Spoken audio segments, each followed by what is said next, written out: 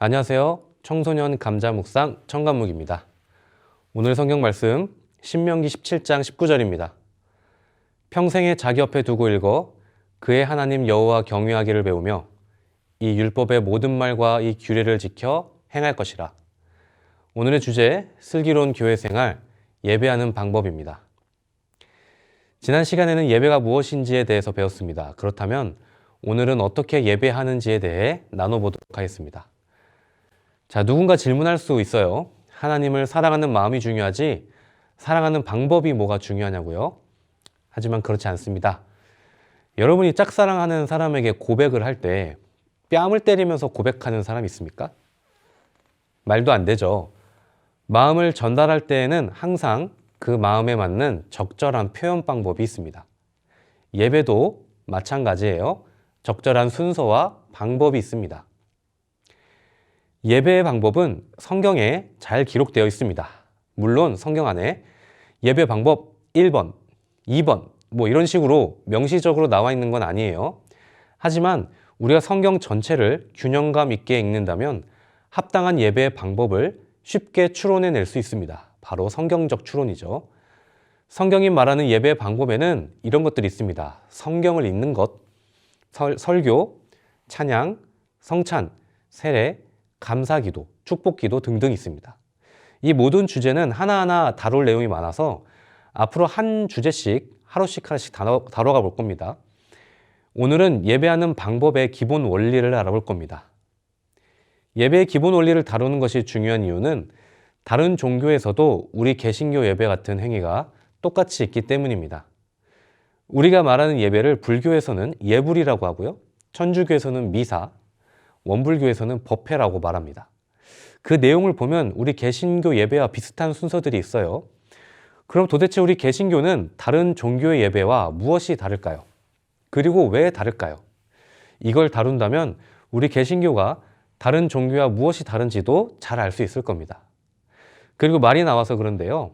기독교, 천주교, 개신교의 차이를 좀 짚고 넘어가려고 합니다. 용어 정리죠. 원래 기독교는 하나였습니다. 원조는 천주교였어요. 예수님 이후로 교회가 천주교라는 이름으로 확장이 됐습니다. 하지만 천주교회가 부패하면서 이를 개혁하기 위해 나온 종교가 바로 우리 개신교입니다. 종교개혁이 있었죠. 들어보셨죠? 종교개혁은 아주 커다란 주제인데 이것도 언젠가 꼭 다루겠습니다. 어쨌든 개신교의 개자가 이 멍멍개자가 아니에요. 개혁할 개자입니다. 저는 앞으로 이 용어를 구별해서 사용하겠습니다. 정리하자면 원조는 천주교, 개혁해서 나온 게 우리 개신교, 그리고 이 둘을 다 아울러서 말한 용어가 기독교입니다. 개신교만의 특별한 예배 원리 첫 번째입니다. 합당한 예배의 방법은 성경을 따른다. 당연한 말 같죠? 그런데 이 말은 반대로 그렇지 않은 경우도 많다는 거예요. 그 중에 하나가 바로 형상의 문제입니다. 여러분 불교 법당에 가보면 스님들이 예불을 드릴 때 어디 앞에서 드리죠? 불상 앞입니다. 또 무당이 점치는 장소를 봐도 불상으로 둘러싸여 있죠. 모든 종교는 다 예배할 때 항상 어떤 형상을 두고 그 형상 앞에서 빌기도 하고 예배하기도 합니다. 그런데 우리 교회를 한번 생각해 보세요. 쳐다보고 기도할 물건이 있습니까? 없습니다. 우리가 그렇게 중요시 생각하는 십자가는요. 잘 찾아보십시오. 없습니다. 왜냐하면 하나님께서 우리에게 성경을 통해 말씀하시기를 그 어떠한 형상도 만들지 말라고 말씀하셨기 때문입니다. 그 이유는 우리 인간 마음이 너무나 부패해서 형상을 만들기만 하면 그 형상에 집착하느라 정작 하나님을 배신하게 되기 때문입니다. 그래서 우리 개신교는 이 원리를 예배에 직접적으로 접목시켜서 예배당의 모든 형상을 제거하여 하나님을 예배하는 일에 방해가 되지 않도록 했습니다. 두 번째 원리입니다. 기독교 예배는 성부, 성자, 성령 하나님께만 드려야 한다. 이것도 당연한 말 같죠? 그런데 이 말은 또 그렇지 않은 경우가 자주 있다는 말이에요. 즉, 죽은 자를 위해 예배를 드리거나 심지어 천사나 악마를 위한 예배, 혹은 어떤 사람, 동물, 식물, 자연을 향해 예배하는 모든 경우를 예로 들 수 있습니다.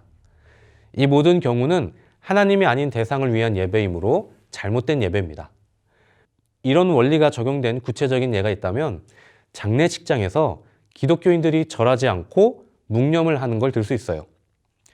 또한 지금 그런 일은 별로 없지만 그간 한국교회에서는 돌아가신 조상을 위해 드리는 추도 예배가 있었습니다. 돌아가신 분이 좋은 곳으로 가시도록 예배를 드리는 거예요. 조상을 위해 제사 드리던 한국인들에게는 익숙한 개념이지만 이건 역시 성경의 가르침을 역행하는 일입니다.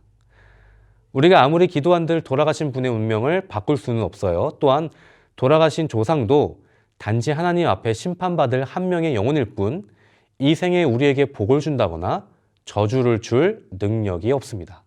우리는 전능하신 하나님 한 분만 믿어요. 세 번째 원리입니다. 예수님 없이는 예배할 수 없다.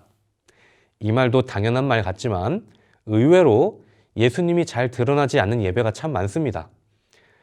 여러분도 하나님과 예수님의 차이를 잘 구별하실 수 있나요? 그게 아니라면 제 이야기를 잘 들어보셔야 됩니다. 인간이 죄를 지은 이후로 인간은 하나님을 만날 수 없게 됐습니다. 따라서 예배 자체가 불가능했죠. 따라서 중간에 다리를 놓아줄 사람이 필요했습니다. 다리를 놓으려면 양쪽에 다 다리를 걸친 사람이어야겠죠. 따라서 그 사람은 우리처럼 평범한 사람이어야 했지만 동시에 신적인 능력이 있는 특별한 사람이어야 했습니다. 어려운 말로 중보자라고 하는데요. 중간에서 다리를 놓아주는 자란 뜻이에요. 혹시 여러분 샤머니즘이란 말 들어보셨나요?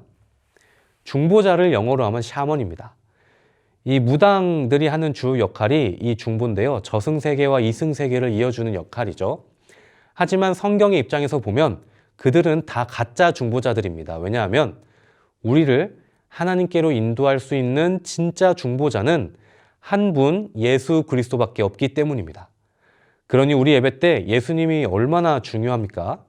따라서 우리가 드리는 모든 예배는 예수님의 이름으로 드려지고 또한 기도 또한 예수님의 이름으로 드려집니다. 예수님의 이름으로 드려지지 않는 예배와 기도는 하나님과는 전혀 상관없는 소꿉놀이밖에는 되지 않습니다. 사랑하는 감자청소년부 여러분, 우리가 하는 예배는 예수님을 통해 삼위일체 하나님 한 분만 예배하는 예배입니다. 특별히 예수 그리스도라는 유일한 통로를 통하여 아버지 하나님께로 갈 수 있습니다. 그러니 예수님에 대해 배우는 일이 교회에서는 가장 중요한 일이겠죠. 예수님이 누구신지에 대한 내용은 꽤나 넓고 깊어서 한 번에 배우기는 어렵습니다. 하지만 우리가 매주 드리는 예배가 예수님과 아주 가까이 있다는 사실을 생각하시고 예수님을 생각하며 예배를 드리시면 하나님께서 크신 복과 크신 은혜를 여러분에게 베풀어 주실 것입니다. 한 주간도 힘내시고 다음 주일에 뵙도록 하겠습니다. 하나님 한 분께만 드리는 기도. 사랑의 하나님, 전에는 우리가 하나님께 기도할 방법도 예배할 방법도 없었지만 우리가 이제는 예수 그리스도 덕분에 하나님께 예배하고 기도할 수 있게 됐습니다. 우리의 예배 중에 하나님만 높임 받으시고 예수 그리스도에 대한 비밀과 진리들이 온 세상에 널리 전해지도록 도와주세요. 예수님의 이름으로 기도드립니다. 아멘.